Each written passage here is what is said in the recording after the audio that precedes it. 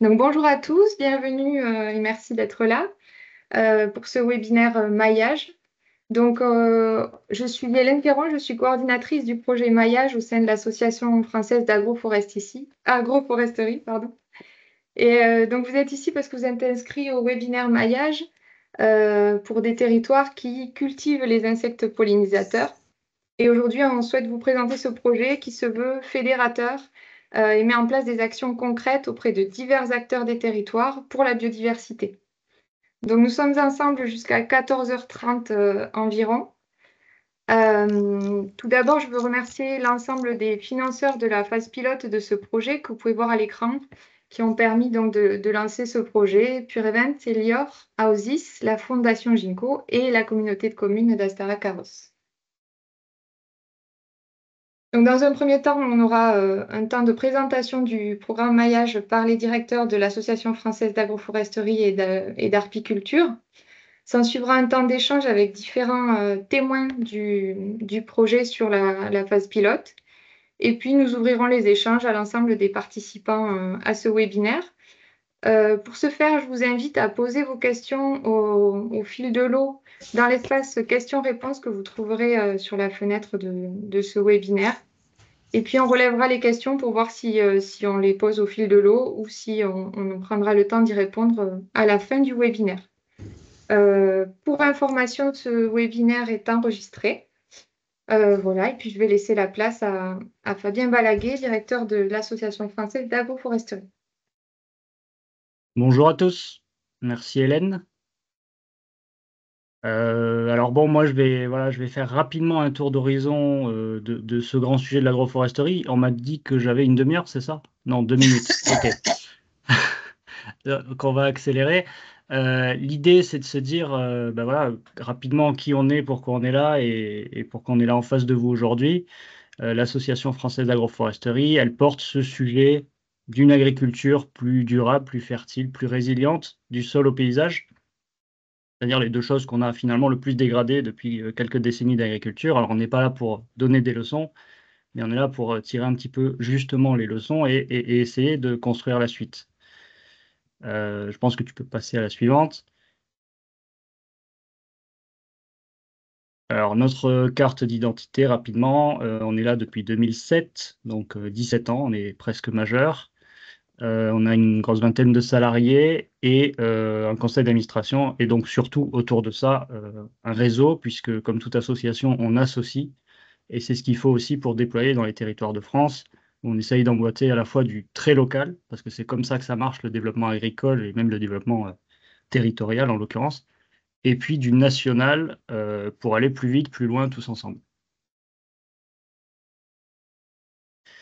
Alors, il paraît qu'une bonne image vaut mieux qu'un long discours. Bienvenue en agroforesterie. Vous voyez à l'écran une transition, donc bien sûr quelque chose de progressif. Ça ne se fait pas en 2 jours. On ne dit pas que toute la France agricole ou rurale est comme la vignette de gauche. Ce sont quand même des extrêmes et il y a tous les niveaux intermédiaires entre les deux. Mais l'idée à la fin, c'est quand même d'avoir plus de plantes au mètre carré et une agriculture plus verte au sens physique du terme, c'est-à-dire plus de photosynthèse à l'hectare. Et donc des bilans améliorés. Donc évidemment le bilan carbone auquel on pense tous, le bilan hydrique aussi de plus en plus, et puis à la fin un bilan biodiversité, un bilan financier aussi, hein, et économique, puisqu'à la fin le juge de paix c'est ça, il faut que ce soit rentable pour que ce soit durable. Et donc l'idée c'est bien de remettre un petit peu toute la palette du végétal, hein, végétal ligneux ou herbacé, peu importe, mais en tout cas emboîter tout ça correctement pour avoir quelque chose qui tient la route sur la durée et qui est vraiment une vision intensive, hein, encore une fois, de la photosynthèse et de l'agriculture, où l'arbre redevient une plante cultivée. L'arbre et la haie, bien sûr, agricole.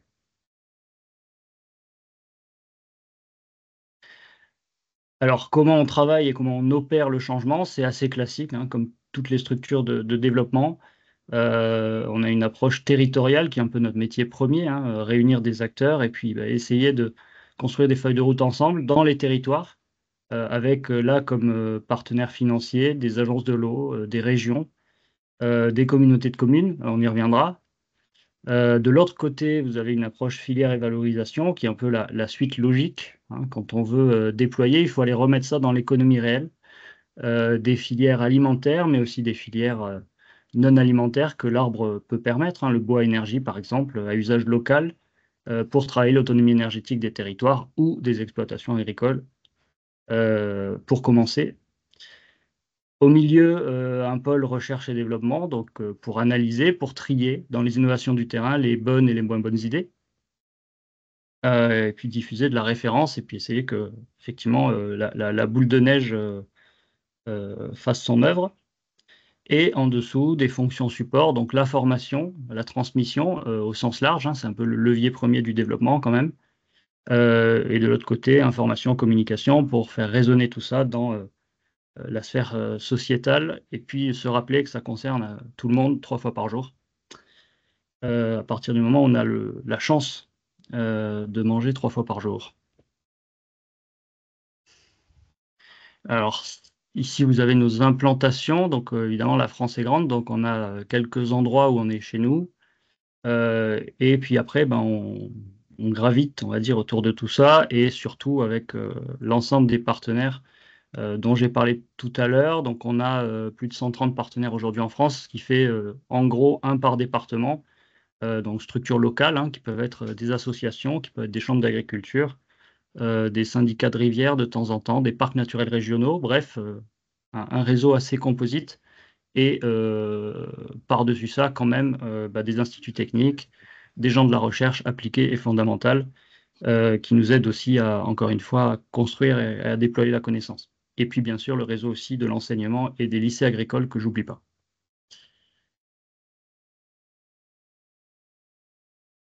Merci Fabien, merci Hélène et bonjour à tous. Moi je m'appelle Olivier Trouille, je suis directeur de l'association Arpiculture.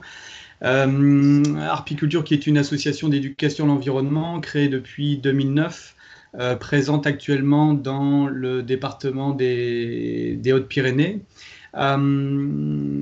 Déjà le mot arpiculture, ça peut susciter une forme de questionnement, mais ça s'explique par la démarche pédagogique qu'on a souhaité mettre sur la table et sur lesquelles on met beaucoup d'enthousiasme. C'est que au-delà de comprendre plus encore la nature, pour nous, ce qui est important, c'est de recultiver ce lien au vivant, d'avoir la possibilité d'être disponible à cette beauté qui nous entoure, de recultiver l'émerveillement des saisons, des fleurs, de la flore, de tout ce qui nous entoure. Et donc, cette entrée en matière pédagogique, elle fait partie de notre ADN et on considère que sur cette base émotionnelle, de se poser la question qu'est-ce que je peux ressentir quand je suis en contact avec la nature, qu'est-ce que ça engendre chez moi comme attitude, comme prédisposition, comment je retravaille mon centrage et comment je me sens bien presque dans ma citoyenneté pour envisager les enjeux de société en contact avec la nature. Une fois qu'on a travaillé cette disponibilité, eh bien là on peut aborder des sujets plus environnementaux qui ont un lien avec la disparition de la biodiversité qui est une grande, bien sûr, problématique, et puis le réchauffement climatique. Tu peux passer à la suivante, Hélène. Et donc, on va organiser des ateliers qui vont amener de la connaissance scientifique, naturaliste, sur la biodiversité, sur l'agroécologie, sur l'alimentation. Fabien, tu l'évoquais tout à l'heure, c'est 3 fois par jour où on a un acte qui a un impact très fort sur la biodiversité à travers le type d'alimentation que l'on a et donc à travers le type de filière agricole que l'on finance indirectement. Et donc, c'est mettre tout ça en perspective pour voir de quelle manière on peut faire évoluer son régime alimentaire. Sur la question de la biodiversité, que ce soit avec les enfants ou que ce soit avec les familles, on va se poser la question comment nous, êtres humains, on peut laisser autour de nous, dans les espaces verts dont nous avons la responsabilité, que ce soit privé ou alors public, dans des collectivités, on peut laisser la place à la nature, à la macrofaune, à la flore, à la faune, de s'installer parce que ça fait partie de cet écosystème qui a besoin d'espace, qui a besoin de nourriture, qui a besoin d'habitat pour générer une dynamique qui lui permette de s'équilibrer sur du long terme. Quand on ouvre la porte de la maison, et bien là, on va plus se poser la question de la production par les humains des déchets à travers leur mode de consommation. Et donc, on va avoir une réflexion sur le zéro déchet. Comment fait-on pour moins produire de déchets? Vous connaissez tous les chiffres de production de plastique qui sont déversés par seconde dans la nature et dans les océans, donc il faut qu'on avance là-dessus. Mais l'ensemble de ces thématiques, encore une fois, on l'aborde avec une dimension de lien au vivant, de disponibilité très forte avec la nature qui nous entoure. Harpiculture, aujourd'hui, c'est une dizaine de salariés. On est implanté... Alors, tu peux passer à la suivante, s'il te plaît, Hélène. On est implanté sur 3 départements, des coteaux du Gers jusqu'à l'Atlantique. On travaille à peu près avec une centaine de partenaires, que ce soit des associations, des collectivités, d'autres structures. Cette disposition géographique fait que, et d'une, on a la chance de travailler avec beaucoup de monde différent et donc de devoir s'adapter à plein de situations complètement différentes. Que ce soit en agglomération ou alors dans des territoires agricoles assez reculés, il n'y a pas les mêmes dynamiques, il n'y a pas les mêmes approches et donc pour nous, ça nous offre la possibilité de vivre beaucoup de différentes situations et donc de devoir s'adapter. Et puis, cette implantation sur le grand sud-ouest, le quart sud-ouest nous permet aussi de mettre en place ce qu'on peut appeler un réseau de transfert des innovations pédagogiques entre les différents territoires et faire en sorte que sur certains territoires, quand on a une petite avance ou quelque chose le pas de côté qui peut être intéressant, on puisse le diffuser sur d'autres territoires. Donc nos publics principaux, je l'ai remis là en bas à droite, c'est vraiment le scolaire, le grand public. On développe de la formation professionnelle pour transmettre ce qu'on a développé comme expérience depuis 15 ans. Et puis, progressivement, on est en train de se poser la question de l'accompagnement des entreprises pour aller vers cette transition écologique. C'est bon pour moi, Hélène.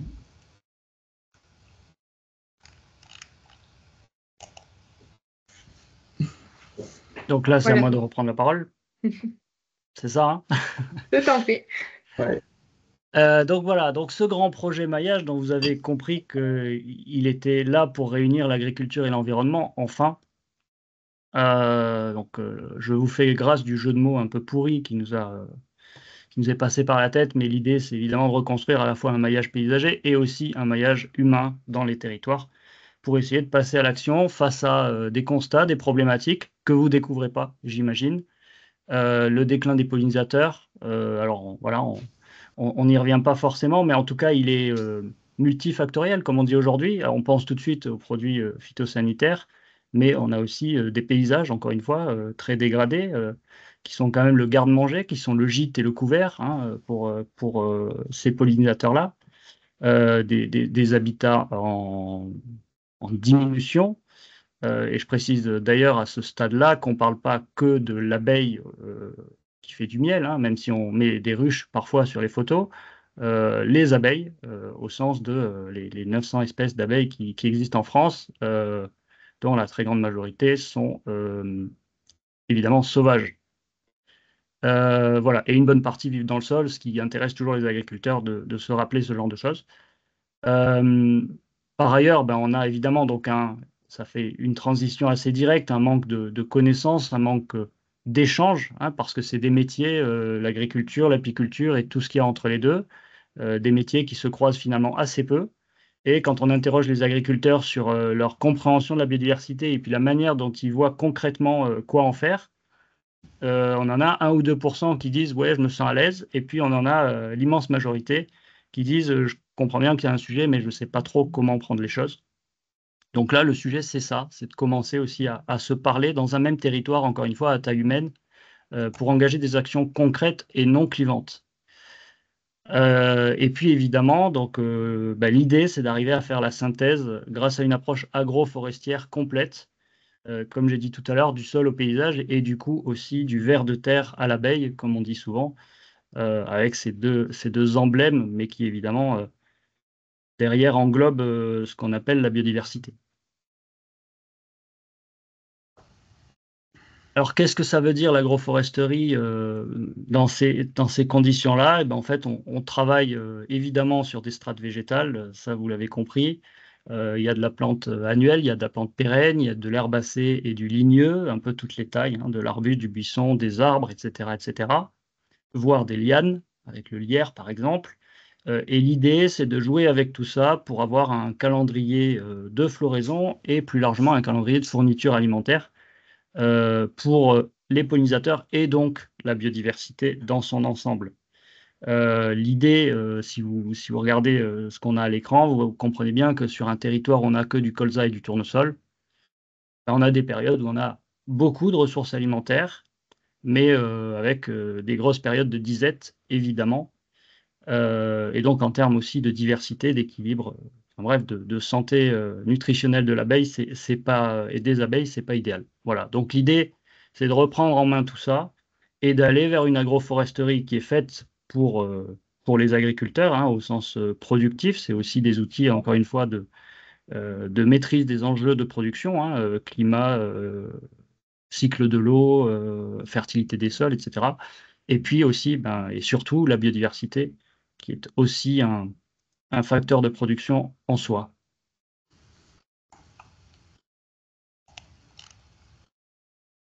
Et donc, on a, et je pense que ça transparaît déjà, on a deux grands sujets, hein. On a la question vraiment développement agricole, donc changement dans le paysage, petit à petit, hein, la parcelle, la ferme, le territoire, avec évidemment de la plantation très symbolique d'arbres et de haies, mais pas que, parce que si vous voulez faire de l'agroforesterie, il va aussi falloir faire de l'agronomie à un moment.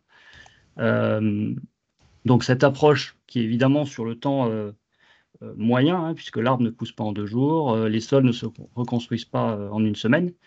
Mais donc on a ce travail-là qui est notre métier de fond, évidemment, au départ.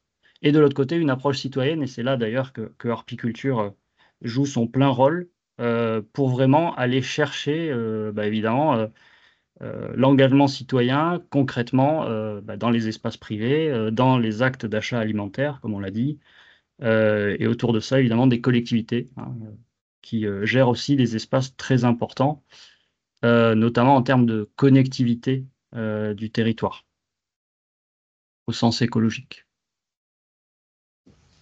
Alors là, je pense qu'on peut avancer. Donc voilà nos deux volets, avec chacun leur public cible, hein, le volet 1 plutôt développement technique agricole, et puis un volet 2 pour infuser le champ sociétal, comme on dit, et encore une fois, aller plus loin, plus vite, tous ensemble. Et surtout se rendre compte, encore une fois, que ce qui manque avant tout, c'est un maillage humain pour arriver à déployer et changer d'échelle, comme on dit.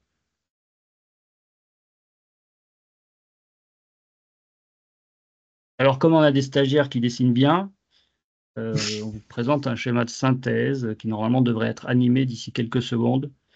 L'idée, c'est de reconstruire encore une fois, hein, en passant par les espaces agricoles d'abord, bien sûr, l'agriculteur au centre, les espaces privés en bleu, hein, donc où chacun peut avoir un espace pour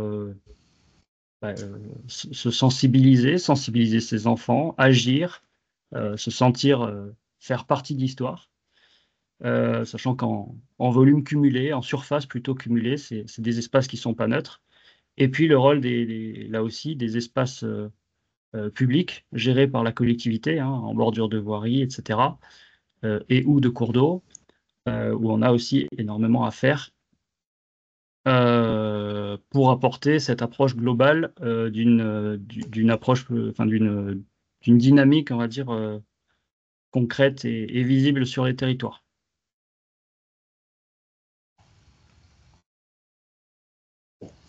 Merci Fabien. C'est vrai que le dessin était très beau, donc merci à la stagiaire de la FAF. Là, ici, on revient plus à un diagramme qui peut illustrer de manière différente une même thématique, qui est quand même le nom de ce projet qui est maillage. Et nous, ce qu'on a voulu mettre sur cette diapo, c'est de bien se rendre compte que sur un territoire, ce qui peut être intéressant, c'est de créer un récit commun autour d'un objectif qui rassemble. Et la préservation des pollinisateurs, de la biodiversité à travers l'évolution de la gestion des paysages, des itinéraires techniques agricoles et de la manière manière dont les particuliers peuvent s'enquérir de cette thématique, eh bien, c'est un fil rouge qui est transversal et qui peut rassembler véritablement différents acteurs sur un même territoire. Le volet 1, on l'a dit, rassemble toute la sphère, la filière agricole, les apiculteurs, qui nous permettent de valoriser les terroirs, de faire en sorte que la France reste ce pays de 350 fromages et avec une agriculture performante. Avec de l'accompagnement, des animations techniques.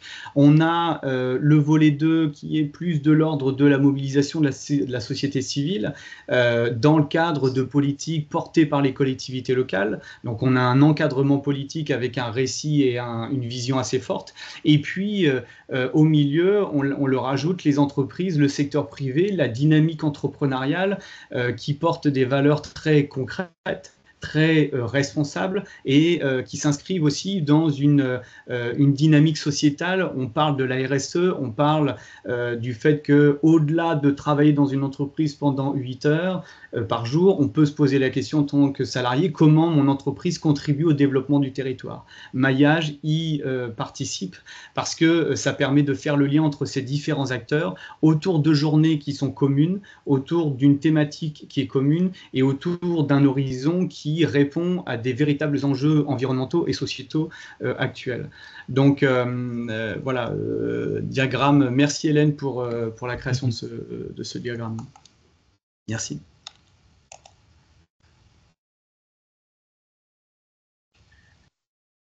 Donc si on vous amène dans le sud-ouest, alors je ne sais pas qui est du coin ou pas. Donc Astara-Carros en Gascogne. La Gascogne, je ne vous refais pas le dessin, c'est là où il y a des canards, entre autres.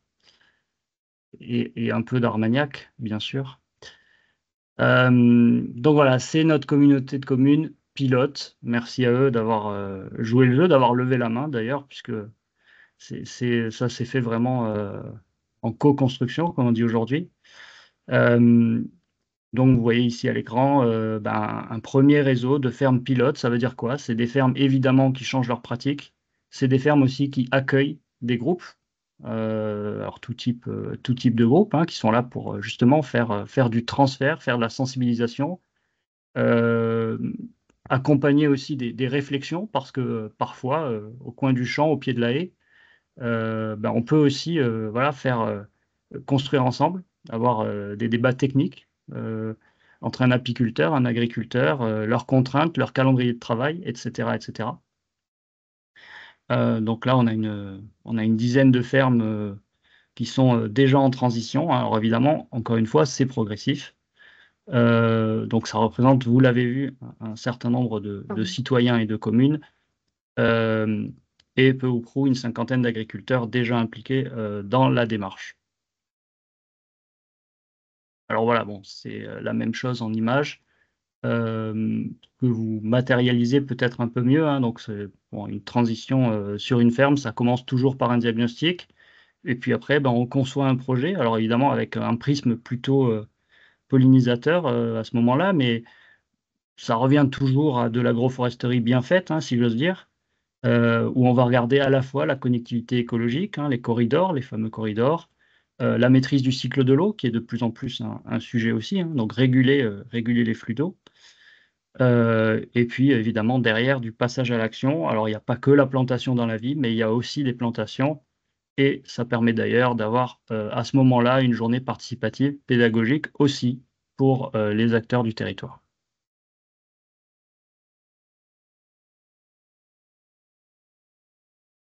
Et puis sur le volet agricole, mais plutôt côté animation, donc au-delà du passage vraiment à l'action dans la transition des fermes, ça c'est des méthodes ou des modèles d'animation assez classiques, encore une fois, au coin du champ, ou en salle, alors parfois parce qu'on le décide, parfois parce qu'on le subit un peu de par la météo.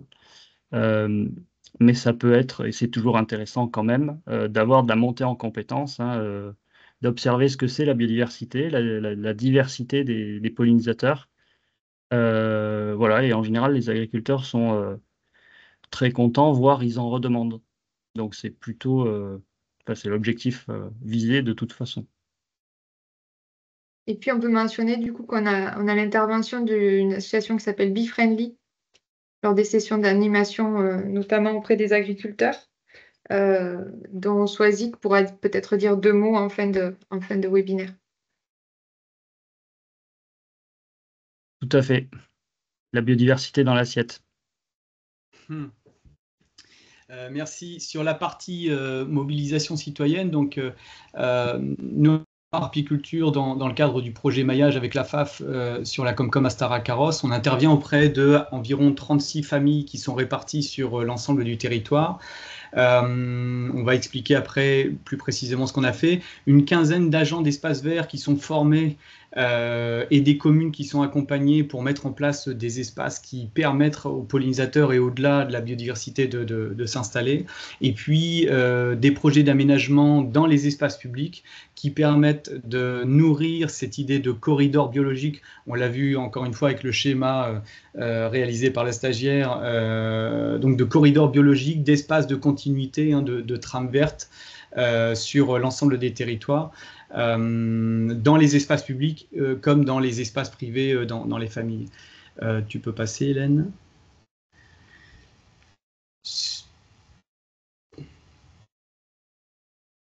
Tu peux passer à la suivante. Ouais, merci.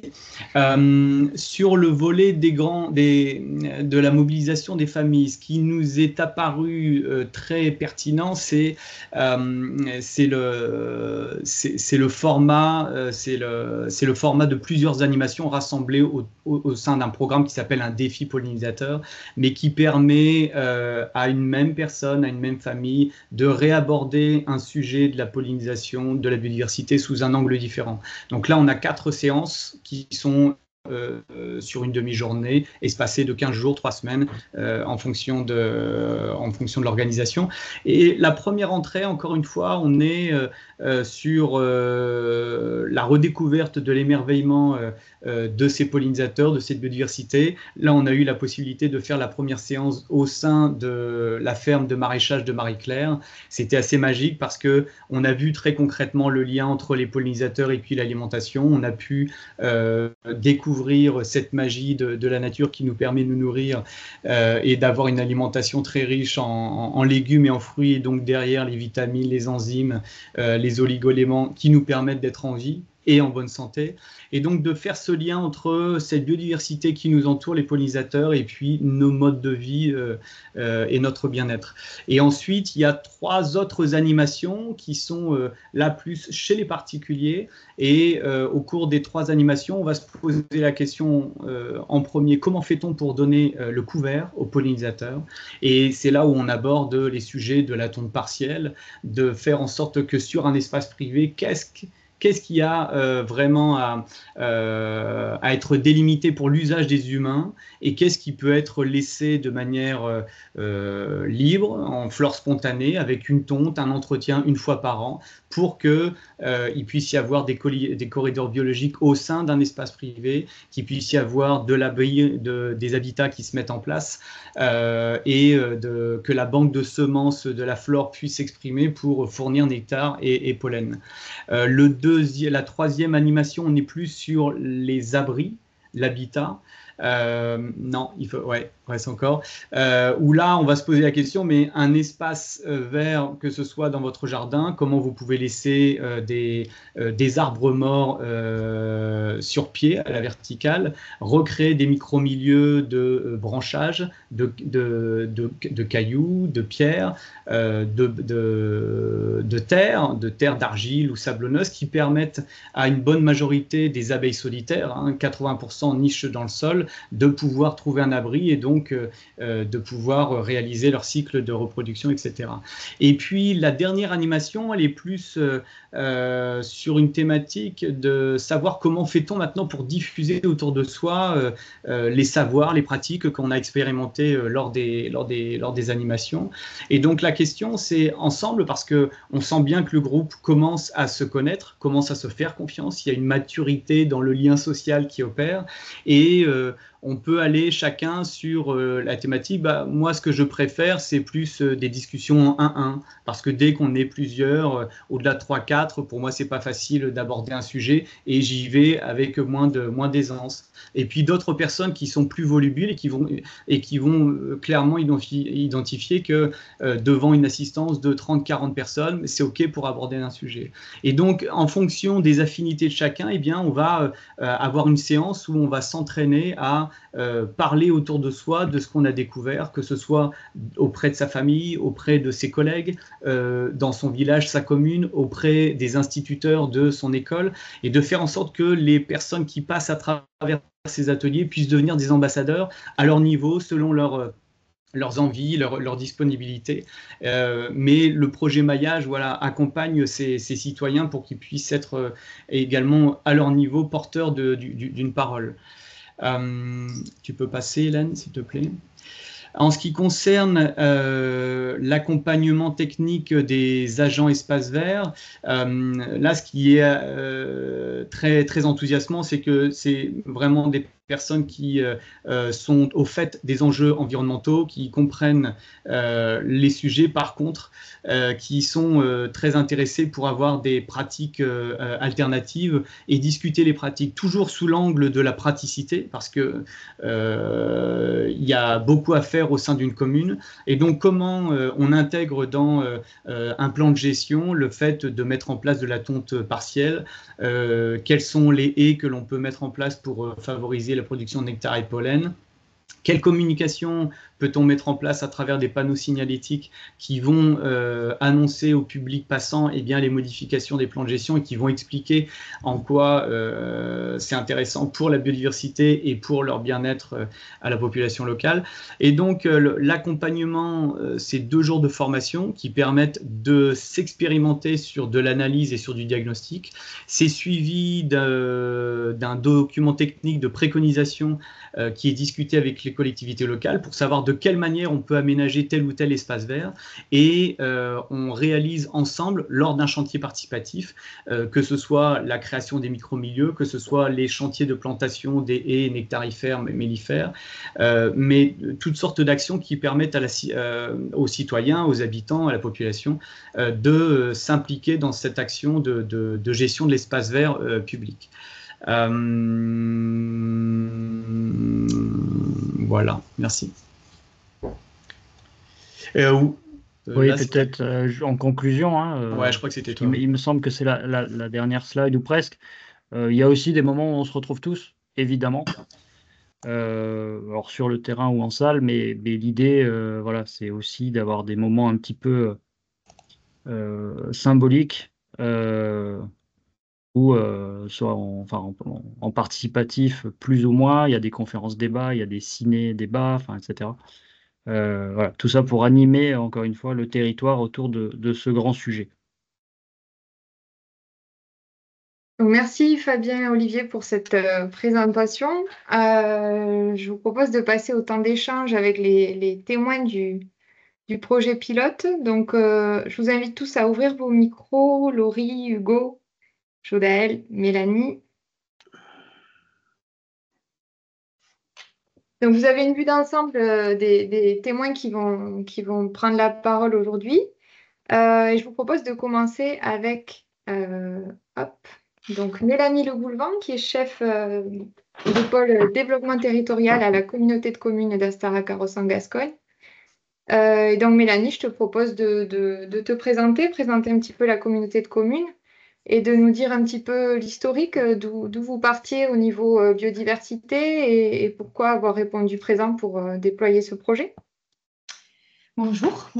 Donc du coup, la communauté de communes Astarac-Carros en Gascogne est une petite communauté de communes du Gers, puisque nous sommes 7500 habitants pour 37 communes, donc un territoire qui pourrait s'apparenter un peu au territoire de montagne, avec une action plutôt énergie au début, ancien territoire lauréat des territoires à énergie positive, et ce qui nous a amené à intégrer des actions autour de la biodiversité dans ces programmes-là. Nous avons la compétence école et enfance scolaire, enfin, donc périscolaire et scolaire. Et par ce biais-là, on avait déjà des projets jardins, enfin, voilà, donc plutôt un projet, une partie éducation à l'environnement. Et au moment donc de cette première action en 2018-2019, nous avons lancé un atlas de la biodiversité intercommunale qui a mis autour de la table tous les acteurs donc de naturalistes pour recentrer et cartographier les données existantes. Et puis après, nous sommes passés avec des financements divers et variés sur des étapes complémentaires d'inventaire. Et en parallèle, des actions d'éducation à l'environnement. Ça va avec les atlas de la biodiversité intercommunaux ou communaux. Et donc, on programmait régulièrement des actions. Maillage est arrivé en 2022 au milieu de cette dynamique qui est déjà enclenchée depuis plusieurs années, où nous voulions aussi plutôt passer sur des actions de restauration de milieu, enfin voilà, d'autres actions concrètes au-delà des inventaires.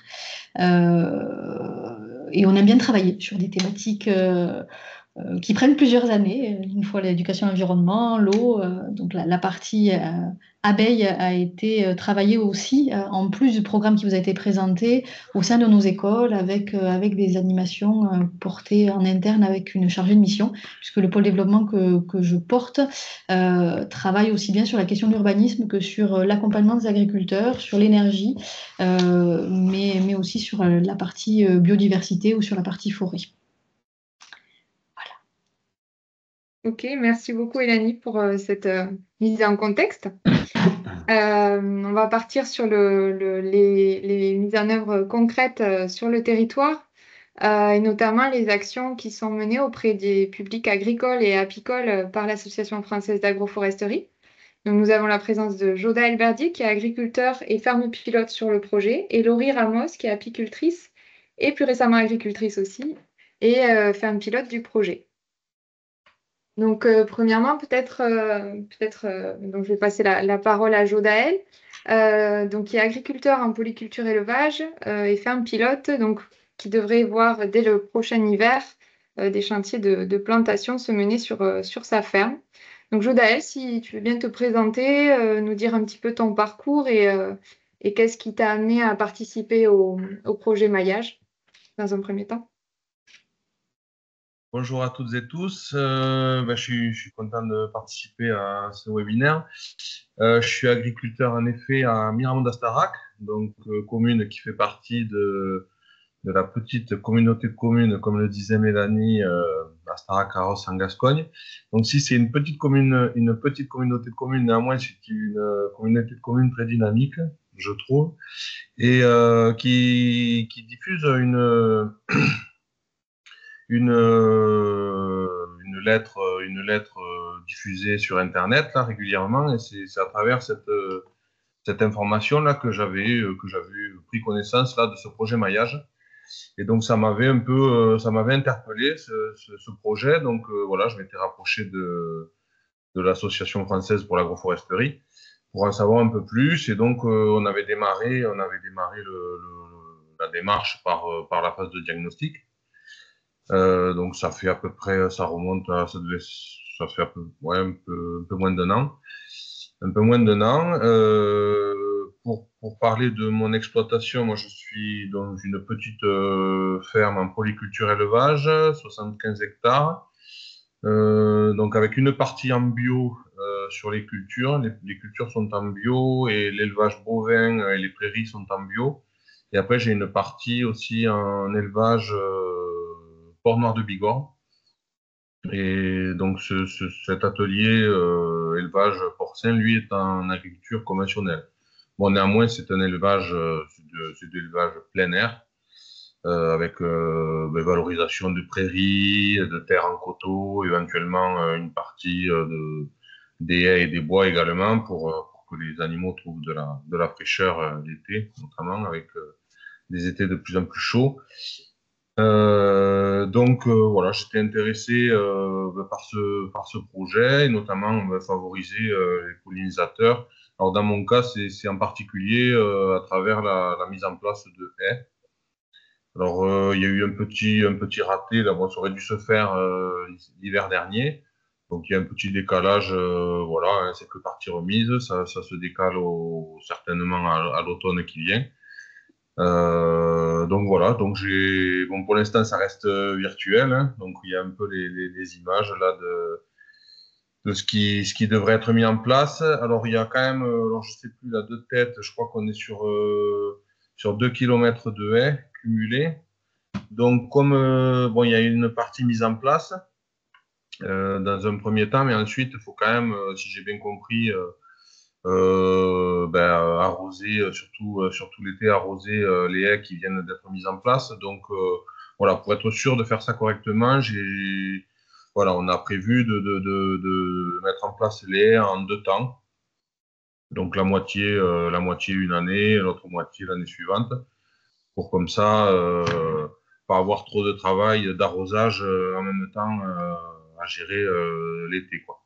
Surtout que moi, je suis un agriculteur un peu particulier. Je suis en situation de handicap. Je suis paraplégique en fauteuil roulant. Donc, voilà, je dois déléguer une partie du travail sur le terrain. Donc voilà, je veux pas me rajouter trop de travail en même temps. Donc, c'est pour ça que c'est prévu de l'implantation en 2 temps. Donc, voilà, j'ai hâte de voir ce projet se concrétiser sur mon exploitation agricole. Voilà, Merci Jodaël. n'hésitez pas, Merci. vous avez des questions. Alors peut-être on garde les questions pour la fin, comme ça on enchaîne avec les autres témoignages et puis les gens pourront rebondir si ça te convient. Merci, c'était bien complet hein, sur tes objectifs et pourquoi tu as pris part au projet. On a hâte aussi de mettre en œuvre cette plantation. Et un autre projet de plantation qui aura lieu l'hiver prochain est donc celui de Laurie Ramos. Laurie, à ton tour, je te propose de te présenter, nous expliquer un petit peu ton parcours, qu'est-ce qui t'a amené à rejoindre le projet dans un premier temps, et puis qu'est-ce que tu espères que le projet pourra t'apporter dans ton activité professionnelle. Bonjour à tous. Donc, je suis apicultrice. Ça a été ma porte d'entrée dans le milieu agricole. Ce qui m'intéressait à la base, c'était les arbres fruitiers. Et puis, ça m'a amené à l'apiculture. En commençant à apprendre le métier, je me suis rendu compte de la complexité que vivaient les abeilles et puis les apiculteurs aujourd'hui. Et c'est ce qui m'a amené à commencer à réfléchir, à découvrir la biodiversité, ce qu'on pouvait faire pour répondre à la problématique, aux problématiques de disette, aux problématiques de baisse d'immunité des abeilles, à toutes ces choses-là que je vis par ailleurs aussi parce que je suis mère de famille et que je me rends compte peu ou prou que les douleurs que vivent les abeilles, les enfants et les hommes plus généralement les vivent aussi. Et c'est donc du coup petit à petit la complexité technique du métier et puis la complexité économique du développement de mon métier d'apicultrice qui a fait que petit à petit je me suis dirigée vers un projet de diversification et que je me suis dit que peut-être une hypothèse pour améliorer la situation c'était de se préoccuper des prairies elles-mêmes et donc du coup je suis montée sur un tracteur et puis là, je viens de faire l'acquisition d'un petit troupeau de vaches qui sont conduits en bovin-viande. Donc voilà, petit cheptel d'abeilles en développement, petit troupeau de vaches conduites en bovin-viande parce que, peut-être que les prairies et les bocagères, effectivement, c'est mon ressenti, sans les connaissances, je dis bien le ressenti, peuvent répondre à certaines problématiques au printemps et après le châtaignier en été. Et comme donc du coup mon point de départ au départ c'était les arbres, il y a sur ma ferme un petit verger de pommiers à jus en devenir aussi. Voilà. Ce qui m'a plu dans le projet de maillage qui mêle l'agroforesterie et puis l'apiculture, c'est de rompre avec l'isolement, de ne pas rester juste sur mon ressenti émotionnel, mais d'avoir d'avoir la dimension scientifique et réelle, pas juste mes observations. de partager tout ça avec d'autres parce que les douleurs que vive le monde paysan m'affectent particulièrement. Je viens dans une autre carrière de 15 ans de la médiation sociale et culturelle et donc du coup, je suis vite touchée par tout ce que vivent les hommes et puis le milieu dans lequel ils vivent. Les rencontres qu'on a fait jusqu'ici m'ont vraiment plu parce que pour moi, c'est synonyme d'espoir sur des sources de travail inépuisables pour pouvoir aller dans des directions qui vont nous tirer tous vers le haut, les hommes et les bêtes. Donc voilà, ça me permet de rompre avec l'isolement et puis ce que j'espère, c'est d'avoir du soutien technique parce que moi, je fais ça avec mes petites compétences et puis au lieu de planter des petites haies que j'aurais glanées à droite, à gauche, et ben là, j'ai envie de faire ça avec des professionnels et que ça puisse vraiment avoir un impact, quoi. Merci Laurie. C'est aussi un autre projet qu'on a hâte de mener à tes côtés, qui donc devrait se mettre en place l'hiver prochain. Comme vous le voyez, c'est un projet qui commence depuis 2022 et qui est en plein développement. On a pas mal de chantiers, notamment sur la partie agricole, qui vont se mener sur la prochaine année. Sur la partie grand public, coordonnée par Arpiculture, on a à présent le témoignage d'Hugo Baucher, ou Baucher, pardon, si j'égrate le nom. Donc, un citoyen qui a participé au défi pollinisateur. Hugo, à ton tour, je te propose de te présenter et puis de nous dire un petit peu quelle était ta connaissance de la thématique des pollinisateurs avant de prendre part à ce défi. Qu'est-ce que ce défi t'a amené en termes de connaissances et au-delà, qu'est-ce que tu as mis en place éventuellement chez toi? J'en ai une petite idée. Et au-delà, est-ce que ça a nourri ta dynamique éco-citoyenne un petit peu au-delà de ça? Oui, alors bonjour. Bon, nous, moi et mon épouse, on était en Isère. On a décidé de s'installer dans le sud-ouest pour se rapprocher de sa famille. Et du coup, on a décidé qu'on voulait profiter de ce moment pour changer un peu on a toujours été très sensibilisés par rapport à l'écologie, mais on a voulu faire un pas de plus. Donc, on a fait l'acquisition d'une ancienne ferme des années 30 qui était bien dans son jus voilà, un peu du champ tondu tous les ans depuis 70 ans avec un sol mort. Et on a dit que voilà, on voulait aller vers l'autonomie sans être extrémiste, mais pouvoir produire ce qu'on mangeait. C'était l'origine du projet. Et du coup, on a participé au projet maillage pour les pollinisateurs et on était intéressé. À l'origine, on voulait des ruches et on était intéressé de comprendre un peu comment bien installer nos pollinisateurs chez nous. Et en fait, on s'est rendu compte que ce qui manquait le plus, c'était plutôt de l'espace pour les autres pollinisateurs que les abeilles. Et voilà, dans la construction du projet, on a décidé de mettre en place une zone humide, qui fait 700 mètres carrés. Donc, voilà, pour des particuliers, c'était quand même un gros projet, avec une haie un terre-plein de 100 mètres de long, qui fait 3 mètres de haut, avec la terre à nu en partie. Et on a semé dessus de la végétation permanente. L'idée, c'était de pouvoir permettre aux abeilles solitaires de s'installer, comme disait Olivier, avec le gîte et le couvert. À côté, on a un verger de 200 arbres qu'on a installé en même temps. Et l'idée était d'être cohérent dans le projet global. Et ce que nous a permis la formation, c'est plus une sensibilité. Voilà. Sans ça, on aurait acheté 3 ruches, installé des ruches chez nous, voilà, sûrement une haie diversifiée, mais on n'aurait pas par exemple, le terre-plein, moi personnellement, je l'aurais enherbé en plein. Et je l'aurais tondu 2 fois par an. Voilà. Donc, il y a des zones but de terrain aussi où faut savoir qu'on est en sol vivant, donc on a besoin de produire de la matière organique. Donc, on a 1 hectare de champ à côté qu'on comptait faucher 2 à 3 fois par an pour faire de l'apport de matière organique.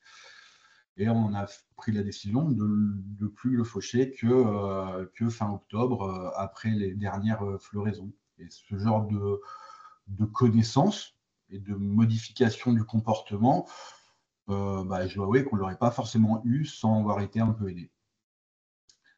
Donc voilà.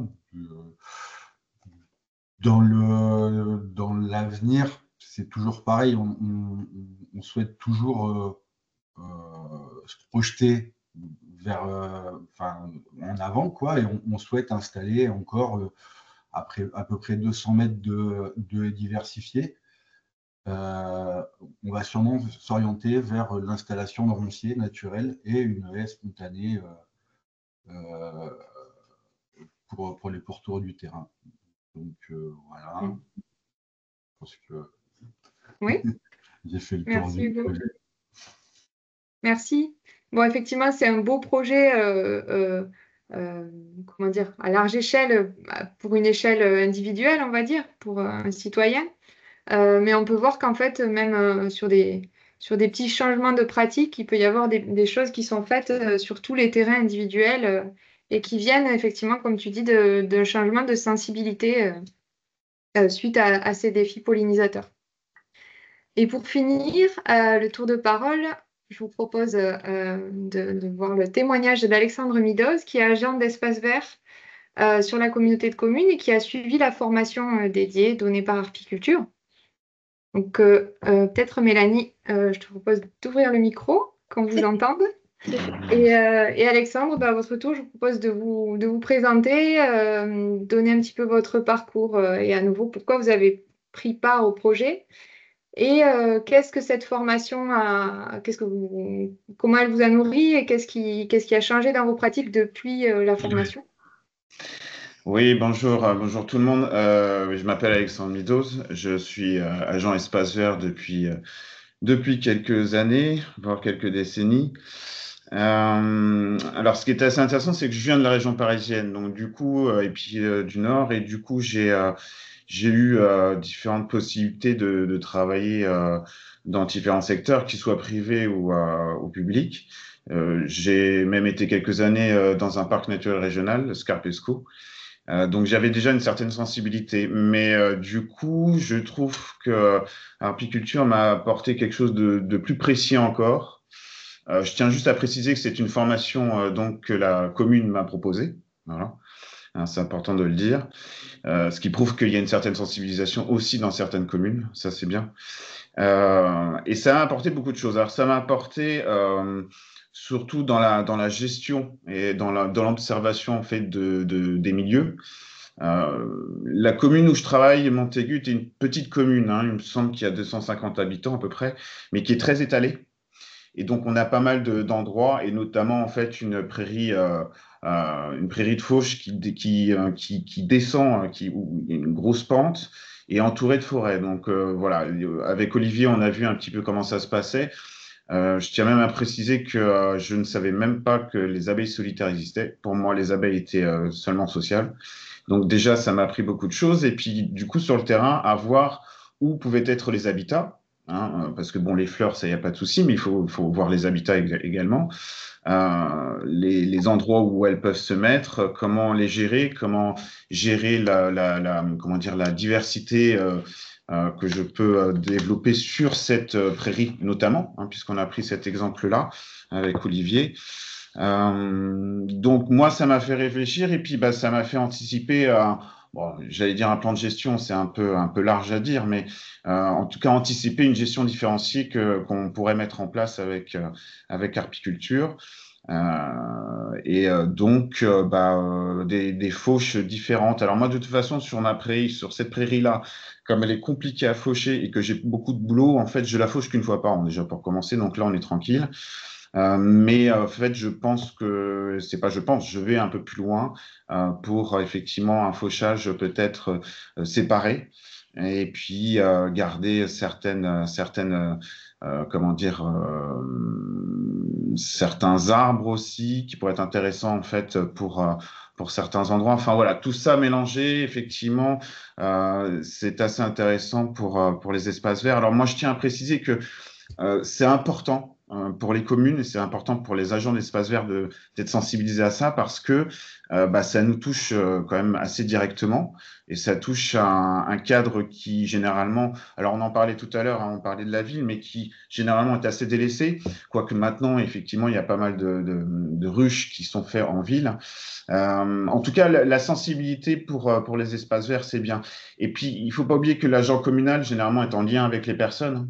Et ils peuvent expliquer, les agents communaux peuvent expliquer aussi aux gens de la commune pourquoi on fait ça, pourquoi c'est orienté de cette façon-là, pourquoi on a changé de gestion, tout simplement, quand ils le voient, hein, parce que bon, des fois, ils ne le voient pas forcément.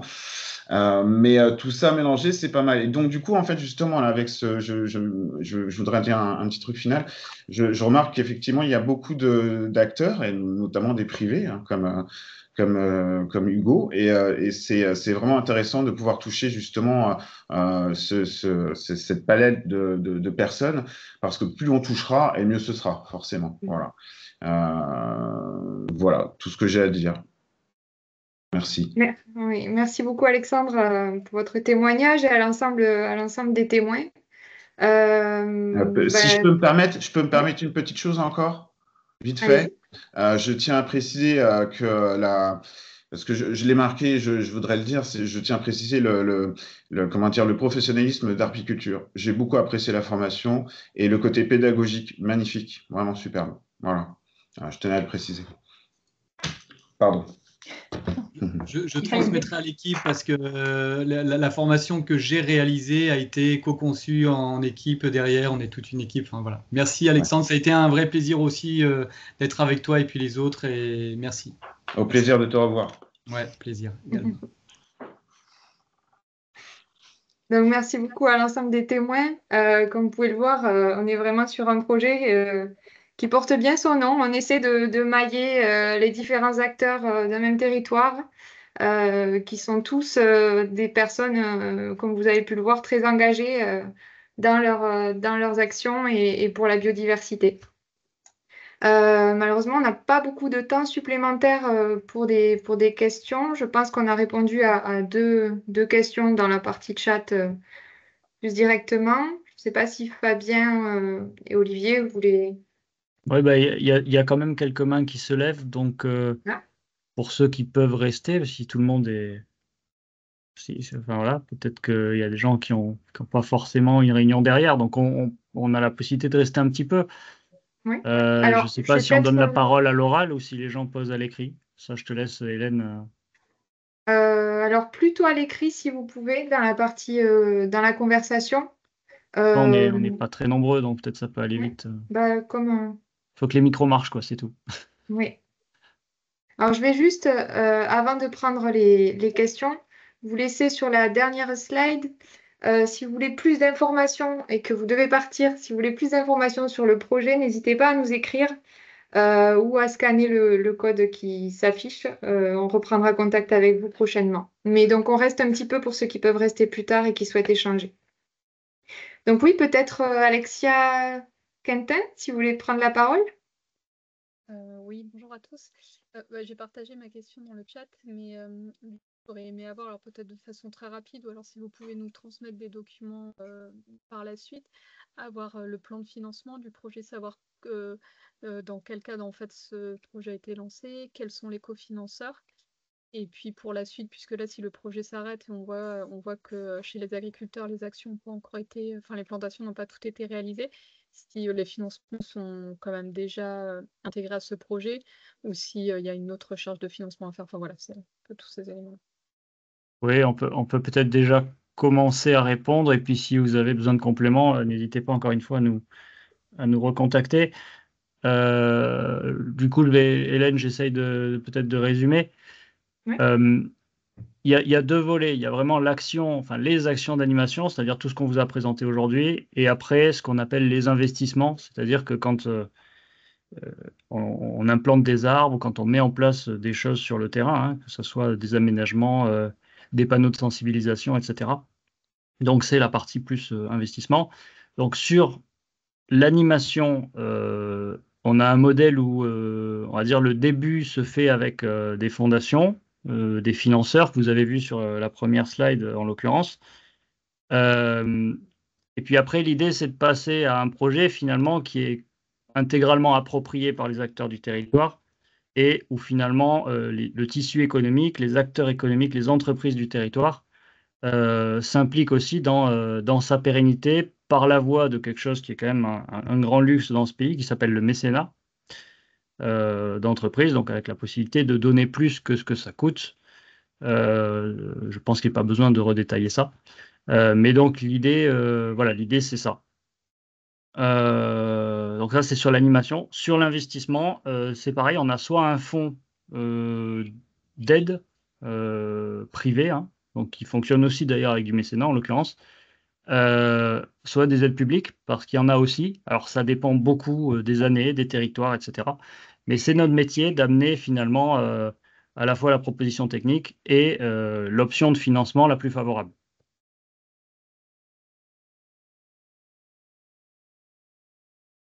Voilà. Et en ordre de grandeur, l'animation d'un programme comme ça à l'échelle d'une communauté de communes, pour que vous matérialisiez un peu ça, c'est 80 000 € par an. Tout ce qu'on vous a présenté là. Après, les projets des agriculteurs, c'est autre chose. Encore une fois, c'est pas la même comptabilité.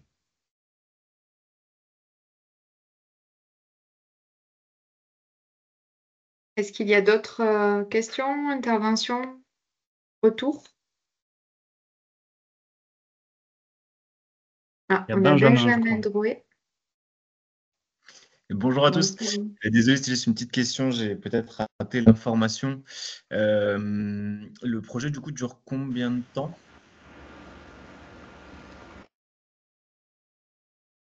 Donc le Allô? projet est sur... Oui, on vous entend bien, c'est bon. On attendait de voir s'il y avait une suite à la question. Le projet est dimensionné sur 3 ans, donc avec l'ensemble des animations sur le territoire. Voilà, sur 3 ans. Et puis après, il faut voir comment ça se discute avec la communauté de communes ou le territoire en question pour la poursuite du projet sur le territoire. Notamment sur la partie accompagnement agricole, nous, on fait toujours un suivi sur les années post-plantation, de toute façon, auprès des agriculteurs. D'accord, ok, merci. Et du coup, dans 3 ans, enfin, a priori, quand celui-là sera terminé, il y aura de nouveau un même type de projet qui sera construit avec une autre communauté de communes, ou ça, vous ne savez peut-être pas encore, ce sera peut-être en fonction des opportunités. Comme à chaque fois si je peux peut-être essayer de répondre, comme à chaque fois qu'on fait du développement, on a des phases pilotes avec des territoires qui passent devant, entre guillemets. Et après, il y a la possibilité de déployer, évidemment, une fois qu'on a la boîte à outils ou qu'on a fait la preuve de concept, comme on dit, on peut déployer, alors, en fait, un petit peu partout en France, hein, puisque, comme je l'ai précisé tout à l'heure, on a un réseau aussi d'opérateurs qui sont capables d'intervenir partout où on se trouve, enfin voilà, dans les territoires de France. Voilà. Donc après, chaque territoire a son rythme d'évolution. C'est en phase parce qu'il faut phaser, il faut se donner une perspective, mais ça ne veut pas dire que derrière, il n'y aura plus rien. Ça veut dire qu'il y aura une nouvelle phase parce que le développement, c'est jamais fini. On fonctionne voilà, sur un calendrier de 3 ans pour que ce soit quand même un peu concret et dans un temps qui corresponde aux réalités de chacun. D'accord, merci. En tout cas, je trouve ça très intéressant et c'est un bon moyen effectivement de créer du lien entre le monde agricole, les citoyens et tout ce public un peu. Merci. Le but du projet, qui est en fait un programme Encore une fois, avec ces territoires qui peuvent se démultiplier, le but du projet, c'est d'essaimer, comme le veut la tradition apicole. Un beau jeu de mots pour terminer. Une petite remarque sur la belle complémentarité entre l'AFAF, réseau national, qui a déjà ses implantations, ses relais locaux, son réseau de partenaires. Nous, Arpiculture, nous sommes une association du Sud-Ouest, mais ça fait déjà 2-3 ans qu'on développe de l'ingénierie pédagogique qui nous permet de concevoir dès maintenant des modules de formation dans un esprit d'essaimage. C'est-à-dire que l'expérience qu'on acquiert, là, que l'on développe, on est en mesure de la transmettre à d'autres structures potentiellement partenaires, porteurs d'une dynamique de maillage sur d'autres territoires. Donc à un moment donné, effectivement, comme le disait Fabien, une fois cette phase test pilote éprouvée, validée, on aura les moyens d'opérer un déploiement sur le territoire de cette dynamique de maillage. C'est l'idée. On a une question à l'écrit sur le secteur d'action. Peut-il s'étendre jusqu'à EOS dans le Gers?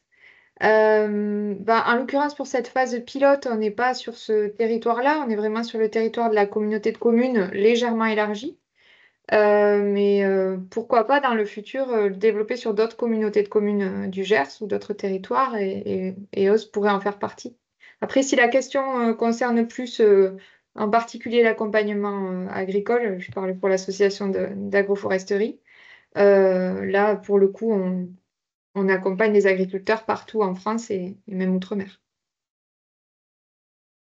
Et on a donc Soisic Guimier qui fait partie de l'association Befriendly qui intervient ponctuellement sur le projet, qui voulait prendre la parole aussi. Soisic, je t'invite à te présenter, peut-être à nous dire ce que tu fais dans Maillage. Je ne sais pas si tu avais une autre intervention, mais n'hésite pas à partager. Oui, et c'était aussi juste pour réagir par rapport à la présentation. Donc moi, je travaille pour Befriendly et nous, on fait des actions en faveur de la protection des pollinisateurs auprès des producteurs et auprès de la filière agroalimentaire en général. Et du coup, j'ai été amenée à intervenir pour le projet, pour faire des formations en salle, pour le coup, pour les agriculteurs. Et juste pour réagir par rapport à ça, nous, on travaille assez peu finalement avec les citoyens, le grand public, les espaces verts. Et je trouve ça super intéressant de voir que ça a pu se faire dans le cadre de Maillage. Et c'est assez inspirant, je trouve aussi, de voir que finalement, ces thématiques-là, c'est des thématiques qui parlent à tout le monde, en même temps les agriculteurs, les citoyens. Et voilà, donc, je trouve ça très intéressant. Et par exemple, on a un projet avec le département de Haute-Garonne dans le cadre de leur plan pollinisateur. Et bon, en tout cas, il y a vraiment des choses qui peuvent être mises en parallèle dans les deux projets. Et en tout cas, je pense que là, actuellement, il y a un plan pollinisateur national qui est fait dans toute la France avec des déclinaisons dans les régions. Et je pense que ça peut être aussi une super occasion d'aller rencontrer des régions en leur proposant Maillage via ce plan pollinisateur. Et je pense que Maillage, c'est un peu des projets clés en main qui peuvent vraiment intéresser les territoires. Voilà. Merci Soisic. Bon, s'il n'y a pas plus de questions ou de retours, il me reste à vous remercier tous de votre participation. N'hésitez pas à nous recontacter via le formulaire que vous avez, dont vous avez le lien sur l'écran. Et puis, on vous donnera des nouvelles du projet Maillage où vous pourrez en trouver sur notre site dans le futur. Merci à tous et belle journée à tous. Merci beaucoup. Merci, à bientôt. À bientôt.